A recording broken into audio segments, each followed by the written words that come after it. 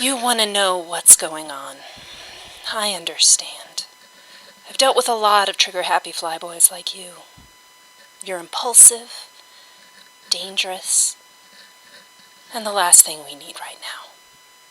So stick to your post and follow my orders. Wow, what a mean bitch! I mean, sure, Poe just got their entire bombing fleet and a lot of good people killed against direct orders, but still, that's no reason for this weird lady to not immediately trust him with all of her plans. I mean, he's the literal poster boy of the Resistance, and he basically just got sent to his room to think about what he did, without dessert. So, Poe does what all little boys do when mom puts them in timeout. Gets his fee-fees hurt. He sulks. And he plots ways to get back at her. Don't get me wrong, Poe is absolutely one of my favorite characters in the new trilogy, but he does seem to buy into the fascistic idea that being a hero means pursuing death. The fact that so many good Resistance fighters died on his orders after Leia specifically told him to fall back doesn't really bother him because, hey, they died heroes, and who doesn't love a dead hero? Personally, if I were Rose and I knew that if Poe had just followed orders, my sister would have come back to the ship alive and well, I wouldn't have pursued him with a stun baton, that's for damn sure. And I know you can debate what would have happened if the Dreadnought had been present during that very long chase. Personally, I don't think the Dreadnought could do anything the Supremacy couldn't do better. I can't imagine Snoke letting any ship in his fleet have bigger guns than his flagship does, but you still have to judge the choice in the context in which it's made. At the time, they didn't yet know hyperspace tracking was a thing. They had every reason to believe that if they just made the jump, they'd get away.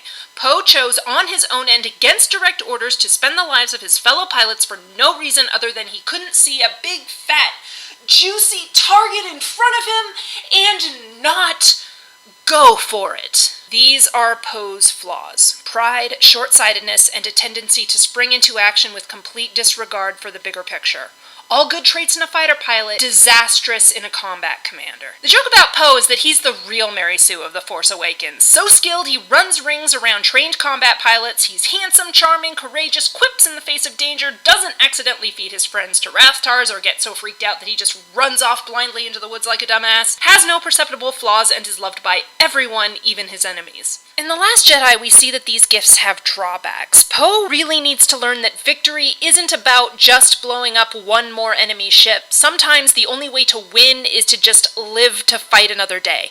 Sometimes you have to walk away from a small victory now in order to get the chance of a larger victory later, and most of all, he needs to learn that snapping into action without knowing all of the facts can lead to disaster.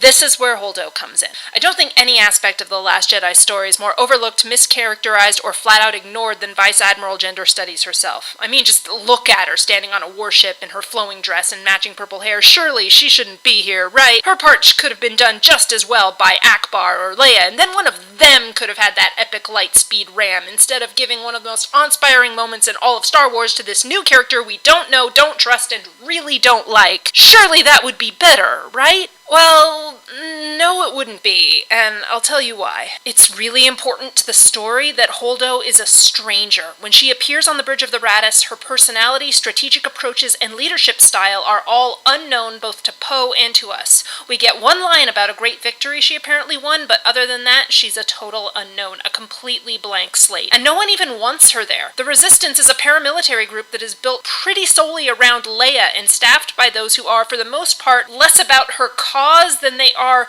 loyal to her personally for reasons of their own. The obvious downside of this is that when Leia is removed from the equation for even a few hours, discipline alone isn't enough to hold the Resistance together, and the leadership quickly turns on each other. It's sadly ironic. Leia was democracy's greatest champion, and she wound up in the least democratic of all positions, a cult leader. I'm sure she'd tell you that feels like a defeat. But that's why it's important that Poe and Holdo don't know each other. Decades of film watching have taught us that in war movies, the wild maverick risk-taker is right, and his stuffed shirt, overly cautious superior is wrong. So when Poe decides to go behind her back on a complex, high-stakes gamble, we are with him. I mean, why do you think Canto Bight is a casino? They don't make this subtle. But that's the point of Holdo, and it's why giving her suicide run to Leia or Akbar wouldn't have served the same purpose. The end of her story is supposed to show us exactly how wrong we were to judge her before we knew her. Like Poe, we saw just enough to form a conclusion, and like him, we didn't stop to wonder if it was the right conclusion. After all, if you think you already know everything, why would you ever look for more information? We see the dress, we see the hair, we see her being a bossy bitch, and that's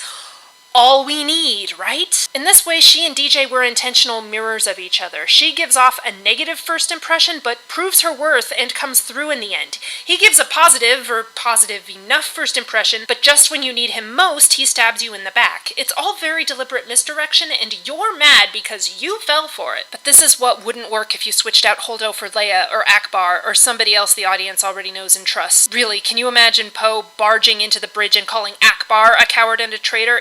It wouldn't have worked. Poe would have lost the audience's sympathy immediately, and the movie would have tipped its hand too early that the entire Canto Bight mission was a mistake from its conception. Not saying there's nothing to criticize about Holdo. You can definitely make the argument that she mismanaged the situation. I think when she first arrived on the bridge and Poe first got in her face and demanded to know the plan, she didn't have one yet. She only just got there. But she's obviously not going to say that to a recently disgraced pilot who's getting all up in her face, seemingly oblivious to the lives his vanity stunt cost them. But it's clear Poe's actions are the ones that left them all worse off than they would have been if they had just cooled their jets and either talked to each other or just trusted Holdo to begin with. They were wrong to doubt her, and so were we. That's the point. And now the Resistance is gonna have to continue, God willing, without Leia. Nothing against Meryl Streep, I really hope they don't recast the part. And they are not ready. They have a lot of work to do before Episode 9. I think we all do.